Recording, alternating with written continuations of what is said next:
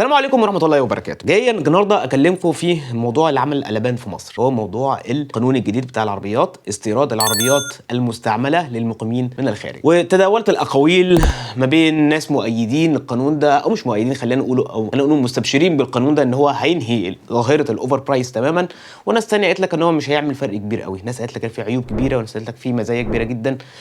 لخبطه حصلت كتير والناس كلها لسه متلخبطه. انا جاي اختصر لكم الموضوع ده واعمل معاكم تجربه عمليه تسعيريه لعربيه من السوق الاوروبي، من واحد شغال في العربيات في السوق الاوروبي، تمام، واحد شغال وبيعمل تقييم العربيات، ليه علاقات مع معارض، بينزل عربيات لمصر الخ الخ. فهعمل معاكم تجربه تسعيريه للعربيات الاوروبيه فقط وليس الاسيويه او الخليجيه، او يعني اللي جايه من الخليج. هعمل معاكم تجربه تسعيريه للعربيات دي وهنوصل لاخر الفيديو ونشوف القرار ده هل فعلا هيأثر كبير جدا في السوق ولا لا، وهقول لكم العيوب والمزايا بتاعه القانون ده وايه الحاجات اللي انت متوقعها او مش متوقعها. استنونا ما تروحوش بعيد.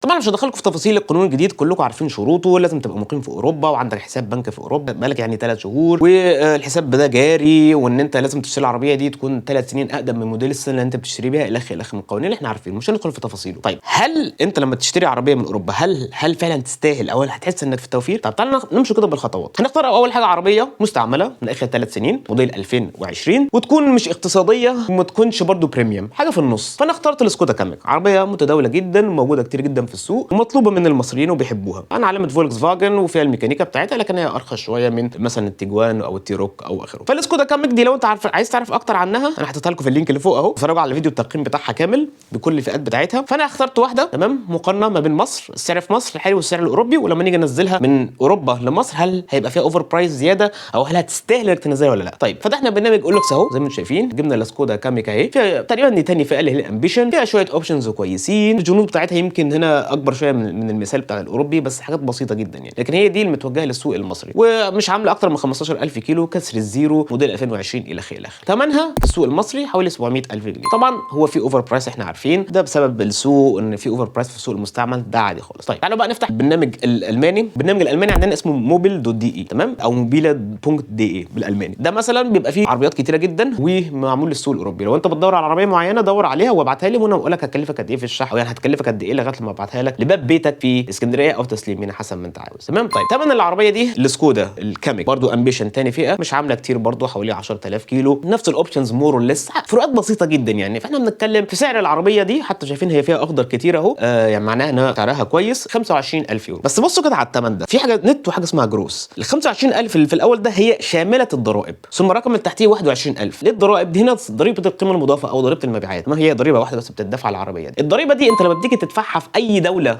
من العالم الثاني، اوروبا، امريكا، اسيا، تركيا الخ من الدول دي، وانت مثلا لو انت مش مقيم في الدوله دي وانت خارج مثلا من الاتحاد الاوروبي، سواء انت في مصر مثلا اتفسحت في باريس عملت شويه شوبينج وانت في المطار بتعمل تاكسي ريتيرن او تاكسي فري، يبقى لازم تاخد ورقه تاكسي فري عشان تعرف تعمل لها تاكسي ريتيرن عشان تاخد الضرايب اللي انت دفعتها تستلمها في المطار، فبيترد لك جزء مش وحش. طب هل المقيم في اوروبا هل هيقدر يسترجع؟ لا، المقيم في اوروبا مالوش انه يسترجع، لان انا اشتريت مثلا هدوم من هولندا وسافرت من مطار المانيا، جيت قلت لهم في مطار المانيا انا عايز استرجع التاكسي فري، يقول لي لا يا حبيبي انت هنا مقيم في اوروبا مالكش استرجاع ضرائب. ده ينطبق برضه على العربيات لان هي كوموديتي، هي جود زيها زي اي بضاعه ثانيه في السوق. جميل. طيب انا بقى كتاجر لما انزل اللي بيحصل بدفع ال 25000 للراجل تمام، لكن بروح بقدم على استرجاع الضريبه دي وباخد ال 4000 دول خلاص، وبحط عليهم عموله ليا بسيطه جدا. فلما باجي انا في الاخر ال 4000 دول طبعا بيبقوا صافيين، لان باجي بعد كده لما اخلص ضرايبي بعد 3 شهور او 6 شهور او ايا كان برنامج الضرايب بتاعت الشركه بتاعتي، بدفع ضرايب. انا بقى بدفع ضرايب للدوله، فممكن على مثلا ال 4000 دول الاقي خلصت معايا ل 3000 ضرايب، يتبقى لي منهم 1000 وممكن احط انا عموله بسيطه. طيب يبقى كده اول حاجه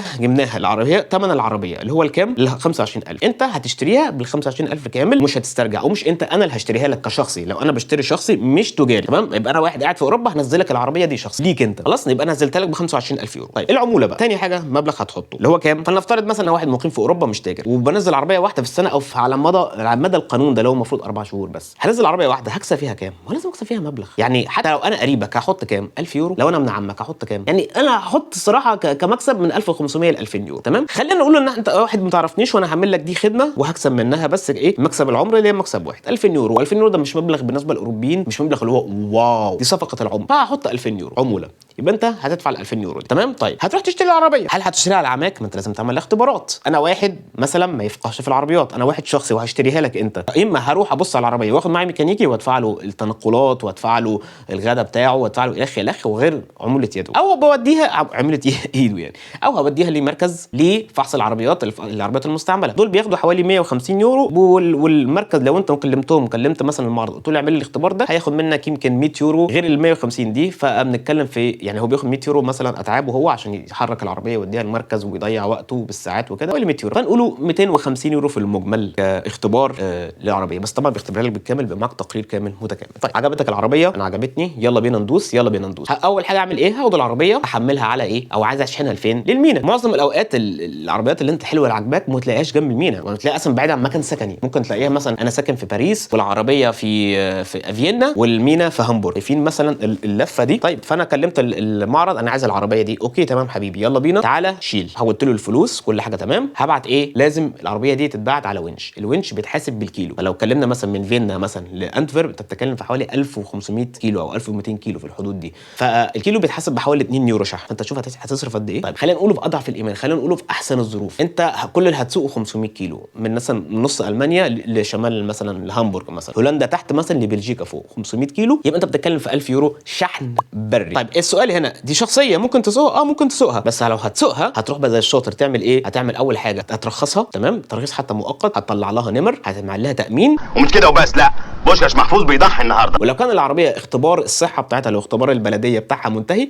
لازم تعمل لها اختبار بلديه عشان تعرف تسوقها الحته دي. زي كان هتضيع لك يوم على الاقل في الحوار ده، تمام. وهتروح بعد ما تروح مثلا المينا انت هتروح واخد قطر من الغالي طبعا عشان المسافه بعيده وترجع تاني البلد اللي انت فيه. فهي مش عمليه بالنسبه للشخص مين عنده الوقت يعمل الكلام ده، هي ينفع وهتوفر حاجه بسيطه بس مش كتير. حتى لو سوقتها شفت الحاجات الخمس حاجات قلتها لك دول هتكلف معاك ممكن 500 600 يورو في الحدود دي يعني. زائد انت لو عملت العمله دي انت هتقول له برضه انا عايز عموله عليها، ما انا عملت ضيعت لك يوم من حياتي في الويك اند بتاعي اللي انا بستريح فيه مع عيلتي عشان اعمل لك الحوار ده، تمام. يبقى احنا عندنا هنحط الرقم اللي هو بتاع يعني المتوسط الشحن البري 1000 يورو. جميل. رحنا دلوقتي المينا، خلاص عايزين بقى نطلعها لمصر. وصلت للمينا هتشحنها، انت اوريدي شاري بوليصه شحن وشاري بوليصه تامين وهتخلص جمركيا. كل دول هيتكلفوا مع بعض من المينا ايا كان هامبورغ ولا انتفيرب ولا مارسيليا ولا ايا كان لمينا اسكندريه تتكلم في حدود حوالي 1500 يورو، ساعات 2000 يورو على حسب العربيه وحسب نوعها وحسب نوع التامين اللي انت عايزه. بس هنتكلم في حدود 1500. خلاص طيب نيجي بقى الحاجه المهمه جدا اللي هي الضريبه، تمام. الضريبه والجمارك. العربيه دي عربيه اوروبيه ما فيهاش جمارك، فيها بس ايه؟ فيها الضريبه بتاعتها عشان هي اقل من 1600 سي سي 18%. احنا بنتكلم في 4500 يورو. طيب هنا بقى في الحاجه لو انا كنت بشحنها لك بالطرق القديمه اللي هي بتاعه تجاري هقول لك انت روح خلص الضريبه بتاعتها بالمصري، وهي بتخلص وقتها فعلا بالمصري ما بيطلبوهاش باليورو. دلوقتي انت المفروض تعمل وديعه باليورو، فانا هقول لك ايه؟ انت ال 4500 يورو دول تبعتهم لي وانا هحطهم باسمي في الوديعه في مصر، وهكتب لك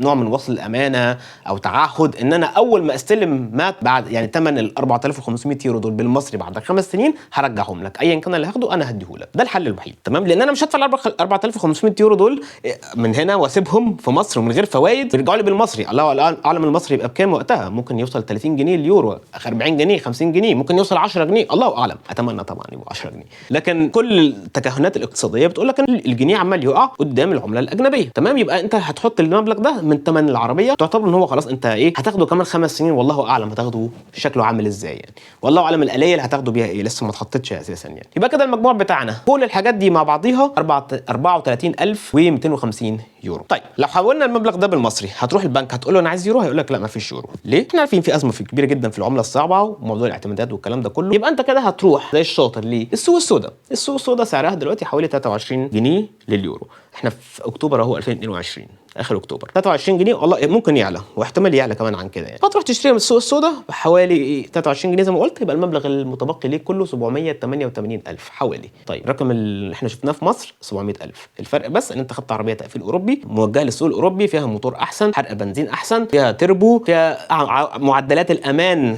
احسن، يعني فيها احسن حاجه بسيطه مش كتير يعني. في ناس بتحب التقفيل الاوروبي وفي ناس بترضى بالتقفيل المصري او مش التقفيل المصري، التقفيل الاوروبي الموجه لمصر، لانه بينزل بموتور مخصوص ليه وحاجات مخصوصه ليه. شفتوا الفرق في 88000 فرق في السعر، يبقى انت خسران ولا مش كسبان؟ عشان كده انا بقول الموضوع ده بالنسبه للعربيات الاوروبيه خاصه اللي معهاش جمارك مش هيفرق قوي، مش هيعمل فرق كبير، بالعكس هيبقى في نوع اوكي 700000 دول فيهم اوفر برايس. انا شايف ان الاوفر برايس من وجهه نظري هينزل حاجه بسيطه، هينزل ممكن 50000، الحاجه اللي 200000 هتنزل 50000. طيب مين ممكن يستفيد من القرار ده قوي هم كذا فئه. اول واحد، لو انت عندك عربيه بتاعتك فعلا وعايز تنزلها لاهلك او ليك انت تسوقها في مصر، ده هيفيدك جدا القرار ده، وهتسوق عربيتك اللي انت بتحبها فيها المواصفات اللي انت بتحبها وتسوقها في مصر. تمام. تاني واحد، اللي عايز ينزل عربيات مثلا بريميوم معينه والعربيات دي مش متاحه في سوق الجديد، او عايز يجيب واحده قديمه يعني اقدم سنتين او ثلاثه بمبلغ خلاص هو مش قادر يزود عنه. واحد مثلا عايز يجيب مرسيدس اي كلاس بس عايز يجيب مش قادر يجيب موديل السنه، فعايز يجيب اقدم سنتين، فممكن يلاقي بالسعر اللي هو عايزه. او واحد بيحب خاص سي كلاس، انا بيجي لي طلبات كتير جدا الناس عايزه السي 180 والسي 200 والكلام ده كله. طب انزلها ازاي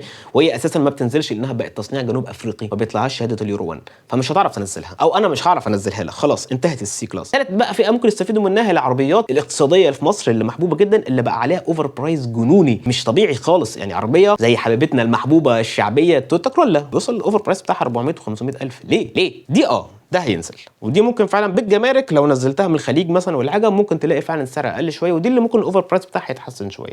غير كده القانون ده مش هيفيد قوي بره الثلاثه اقسام دولت من او الثلاث فئات دول من الناس. ده في الاخر تحليلي البسيط المتواضع، ممكن يكون غلط ممكن يكون صح، الله اعلم. في ناس كتير جدا زي ما قلت طلعت هللت الموضوع وكبرته وعملته كان احنا غزينا المريخ او فتحنا القدس، وناس ثانيه قالت ان هو لا هو اوكي ممكن يساعد شويه يدخل عمله صعبه في البلد والكلام ده كله، لكن هو مش هيحل مشكله الاوفر برايس او عدم تواجد العربيات، هيساعد شويه لكن مش قوي. وانا مع الراي الثاني ده. وفي الاخر اتمنى ان الحال يتحسن وسوق العربيات يتحسن ويبقاش فيه الهبل بتاع الاوفر برايس ده، يبقى موجوده بالسعر الرسمي اللي الناس بتشتري بيه. اتمنى ان تكون استفدت برضو ويعني وانا اكون نورتك شويه من الموضوع ده وبدل الهاله الغريبه جدا خدوا القانون ده وحاسس ان هي خدت حقه اكتر من اللازم، ويا رب اكون غلط مش هقدر اقول غير كده. يلا نشوفكم الحلقه الجايه والسلام عليكم ورحمه الله وبركاته.